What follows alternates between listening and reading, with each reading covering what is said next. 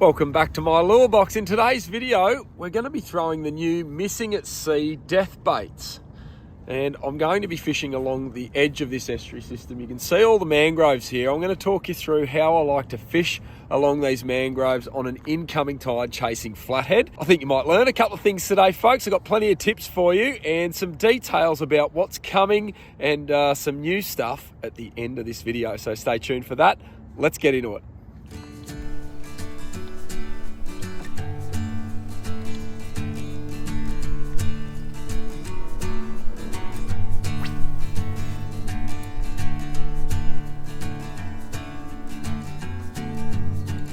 Yep, there's a Flatty. Oh, beautiful stuff. That was first cast. Look at this. On the death baits.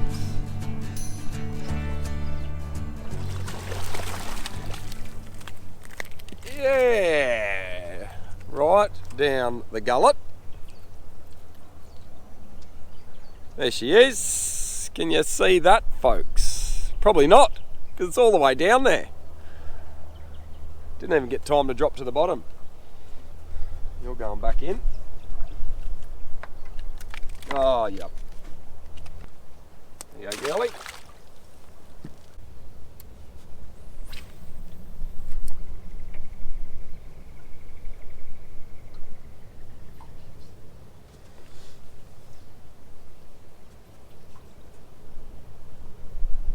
Yep. Oh, felt the knock.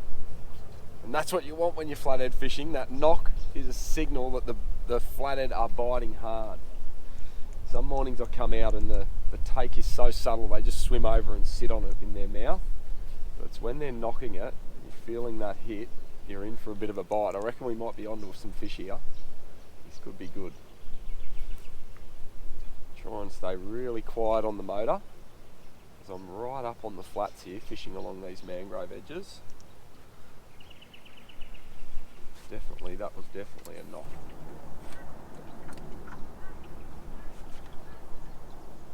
Yep, there's a fish. Yeah. It's only a smaller one this time, but it's right on the edge of this weed. Again, the take's right down there. That's what you want from a flatty.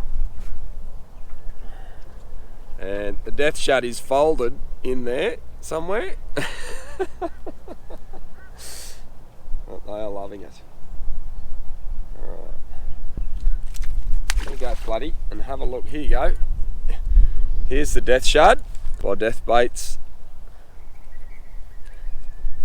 I reckon there's more in this little spot here.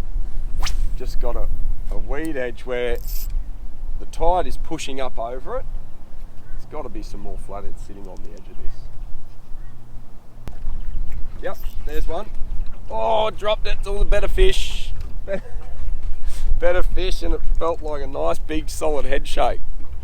Come back again. That fish definitely felt the hook. Yep. Oh. There it is. Got it. Oh. He came back for a second crack at it. They're jumping on it and cracking it. Slamming their jaw shut on it. I just need to get the hook set right. So you can see it there, these overhanging mangroves. And there's flathead just parked up in here on this bank. Hopefully we can pull a couple. There's a hit. Got it. Ah! Oh, what is going on? Cannot stick it. I've just tightened my drag. And I fed that one. I felt the knock. They're there, they're after them. Cannot stick these hooks in. You've got to be joking me. Inspect that little hook. That is sharp as can be. What's going on?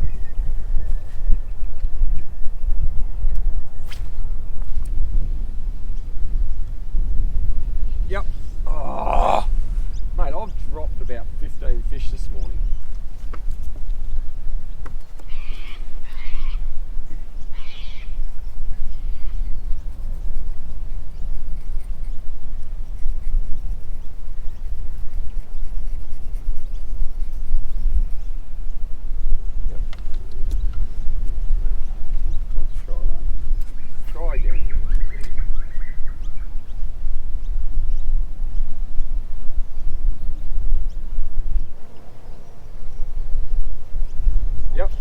there's a fish. Straight away after the hook file. You beauty. Well, I reckon I've missed the last 10 hookups, and then I'll just whip my file out, and straight away after that, I got it. Now, I was testing it with my hand. I always like to test it with my hands to see how sharp it is, but running that file over it, that might have been the thing that made the difference. It's been amazing to see this morning how many I've missed in a row. If I get the next one from a hook up, I'm going to show you the little hook file that I'm running. Because that is just crazy that I can miss so many in a row this morning. And good hook sets, like sending it right through it, trying to put it right through it, and it felt relatively sharp. Felt pretty sharp, the hook. But, oh, it's been crazy how many I've missed.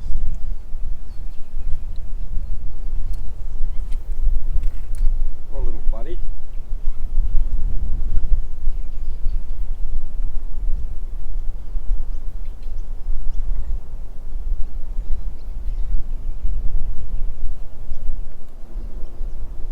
Yep.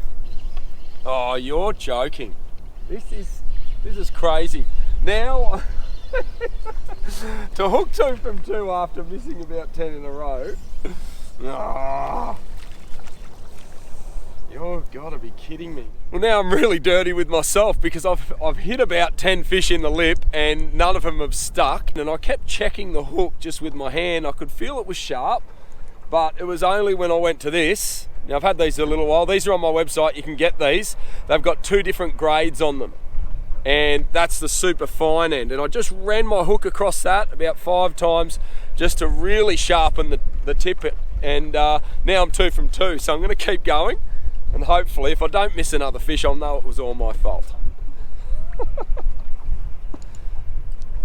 God, that stings now. Didn't want it to be that, but anyway.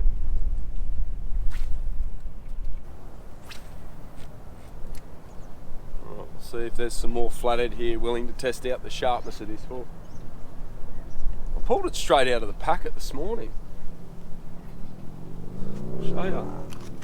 Literally came brand new out of the packet this morning. I pulled the first 3 fish on it without missing, and then the next 10, 12 bites, just missed them all. Couldn't get the hook set. And maybe it's because, like, with these flathead, they've just got such bony tops of their mouths, their jaws, there's so much bone that maybe it's just taken the tiniest little edge off it in those first few fish. The flatties are right up on the edges here, eh? Really close into the mangroves. Almost like where you'd cast if you're after a brim. They're just sitting underneath those mangroves. Yep, there's a fish again. Haven't missed now. What's going Oh, that's a keeper if I was doing it. Oh, don't ruin my rods, crazy psycho Flatty. Oh. You crazy Flatty. Come here, mate. Alright, well there it is. As good evidence as I'm going to find for my hook file. I came out to do a review today on a lure, and I'm giving you every reason to get yourself one of these. Anyway, we're going to keep fishing, and hopefully I can turn up a bigger one. That one was big enough to keep, but I'm just out here for the fun of it today. And it's great fun throwing along these edges.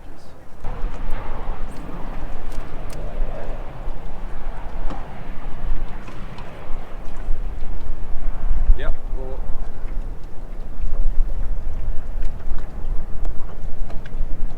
yep. Got it. There we go. Another eat. Boom. Death shad.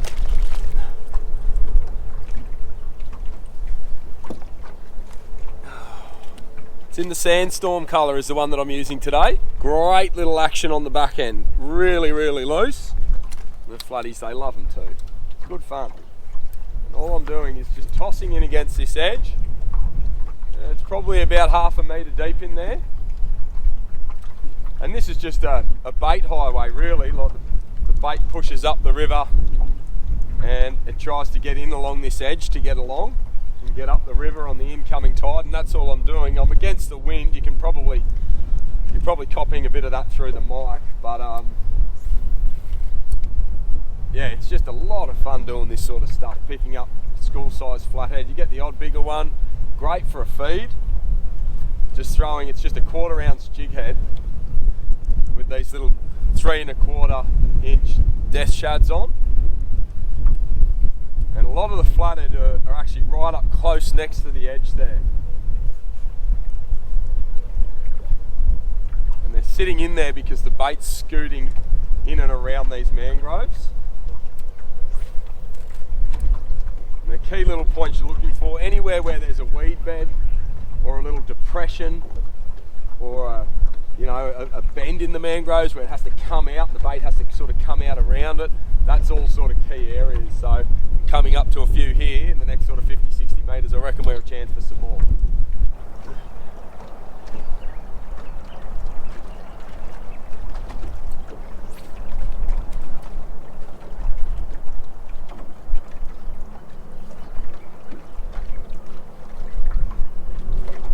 Yep, got it. Oh, felt that hit, and that was a great little flatty knot. There you go. On the sandstorm, death shad.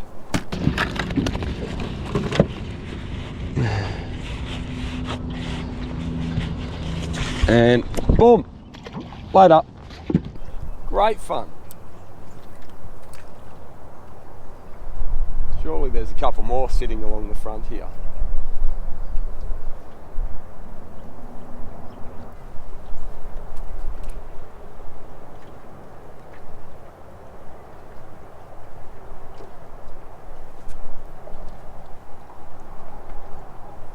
Yep, there's another one. Oh, it feels like a little bit better. Yeah, it is too. It's a legal fish. Perfect little pan-sized flatty. Whee, there you go, all caught up. Just wrapped itself. I'll see if I can get that out there. But look, so much of the fishing success that I've had this morning has been right up against these edges. You know, often we're fishing the sand flats and we're sort of scanning and throwing around and not really target fishing, but these flathead, they really do get up along these edges. The death bait's death shad this morning has been the thing that's been doing it. They're so stretchy and floppy, they've just got a fantastic action, which these flathead, they can't resist it. Little 1/4 ounce jig head and hopping and dropping it down along these edges. It's a lot of fun. A ton of fun, and you can get yourself a feed really easily. I've probably caught about 5 or 6 of these now. They're all going back today, but Mrs. won't be happy about that. But yeah, there's no flathead for tea tonight. But I'll tell you what, great day on the water. I'll give you a look at it. So that's all it is, folks. Look how floppy these are. They're made of this material, this super stretchy material, quite strong as well, and that just gives it a beautiful loose action on the way down. And you just want to run with like a 6 or this is a 1/4 ounce jig head, and just make sure you got it nice and straight as you can get it. They're really, really soft, so you just take your time when you're threading them on the hook. Try and sit them level like that. Sometimes, you know, it's very rare and it happens with all plastics, but sometimes it'll catch on the tail like this, so it'll catch like that. It's very rare, but if it does, just a little tip, don't just pull on it, try and unthread it, because if you nick that tail, it takes away some of the action. So just leave it as a hole in the tail and it won't hamper the action at all. But yeah, beautiful to fish with. Let's keep going. I reckon there's a few more in this. Just fishing up along these edges. With a nice light setup like this is just a 3000 Vanford. I've got a 270M Zodias. This is my favourite little flathead setup, just for chasing these school-sized fish. And I've got 4-pound braid, 6-pound fluorocarbon leader, and then a 12-pound bite leader right at the end today. I'm just chasing these school-sized fish, and that just works perfectly. Really easy casting, beautiful to reel. These Vanfords are just so smooth from the start. And then I can feel the bite, even with slack line through these Zodias 270Ms, I can feel the flathead grab it, suck it in, and then that allows me to get that hook set and lots of confidence, as long as my hook's sharp, you know. But feeling those bites as the lure's dropping, and when it gets to the bottom, and then you feel that punchy grab from the flathead when they're feeding. Boy, it's a lot of fun to fish.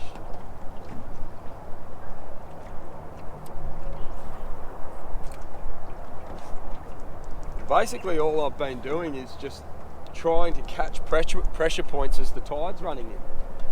A lot of the time people are chasing flathead, you know, when it's draining off the flats and things, but if you go around and just pick out islands or pick out pressure points or bait highways, there's a fish, maybe. And you're picking out those fish that are parking up and hitting the bait highways, you just drop it down the edge and you'll get your feet of flathead, no dramas at all with these little death shads. I reckon I'm a chance for another one right here. That's all you're wanting to do, get it in. Some of the shallows, I reckon the flathead sit around the edges of these shallows a bit, you know. They use that to their advantage. Yep, there's one. Oh, he's a tiny fish. But it just shows me I'm doing the right sort of things, you know. Got the pattern right, got the retrieve right. See you, buddy. They're so aggressive.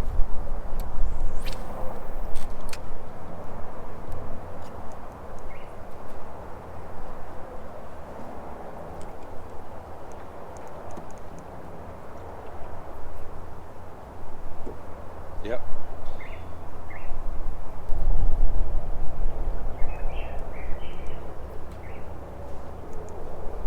Yep, got it. That fish grabbed it on the way down. It come all the way up with it, and as soon as I stopped it and it turned around and the jig started taking it down, away it went. I think that's about number 8 or 10 this morning. There you go, buddy. They're not all that small. There's some beautiful fish in here for the pan.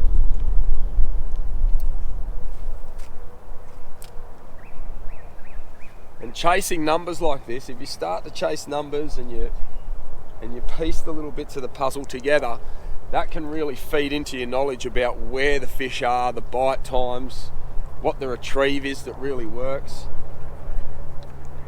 You know, there's been I've had a real crush on chasing those giant flathead for a couple of years now, but honestly the starting point is always with numbers for me, because it gives you so much of an insight into the flathead behaviour. You know, those smaller fish, they're a bit more uneducated.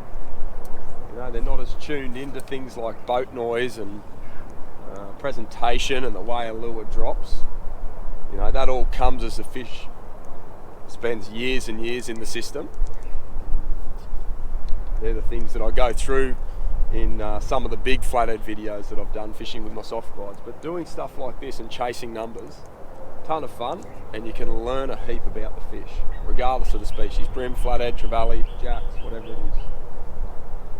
So much of my school flathead fishing is done with this really light setup, and I've got 4-pound braid here, and on a day like today where I've been getting really consistent bites, I have a heavier bite leader, so I've got about 12 pound right at the tip here, but the lightness that I like to use is for casting distance. So that light braid, that 4-6 pound braid, when you're fishing with a little 1/6 of an ounce or a 1/4 ounce jig head, allows you to get big distances and just have much greater control over your casting. And it might not be that you have to cast 40 metres, but it might just be that you can get a really good feel about getting it in against the edges, and you don't have the line pulling through the guides as hard by fishing really light. The other piece to fishing light that I think, you know, sometimes it can get overlooked if you're in a hurry or you're trying to rig up your kids' rods and things like that, the little light weights as a jig head just slows the fall down, and that is a key time for fish to tune in onto your lure and to sight your lure and then to line it up. So if you're fishing with a 3/8 of an ounce jig head in shallow water, it's just not giving it that time. It's just racing straight into the bottom, plummeting into the bottom. And when that fish is coming over and sucking it in, a really light little jig head can go straight down and get sucked right in. Even with these smaller fish, they can just punch it and suck it right back in. So fishing with light jig heads for me in this sort of stuff, it's ideal. That's the way you want to be doing it. And then a nice light rod, something like this Zodias is just so sensitive, and you can feel absolutely everything. Every little knock, even if the fish isn't quite getting the body of the lure, but it's just pulling at the tail, you can even feel that, you know. Just a beautiful, enjoyable way to fish. So fishing light to get the bite, it doesn't just mean fishing light line all the way to the lure. When the bite's on, I sometimes think it's better to have a little bit heavier of a leader, because you're not constantly having to cut and retie it. Coming up to a decent little spot here, you might be able to see this is like a wind edge, and so there's definitely going to be a change of current up here. Getting a bit excited about this. The tide's just started to slow down, but with that wind punching around that corner, I think there's going to be a little bit of bait carnage going on right here. Let's have an early throw into it and see what happens.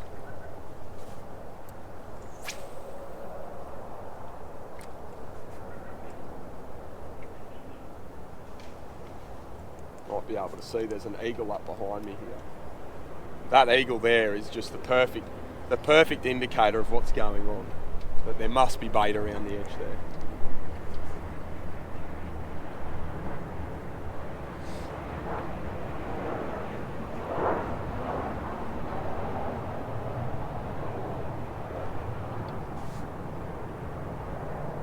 Yep, there's a fish.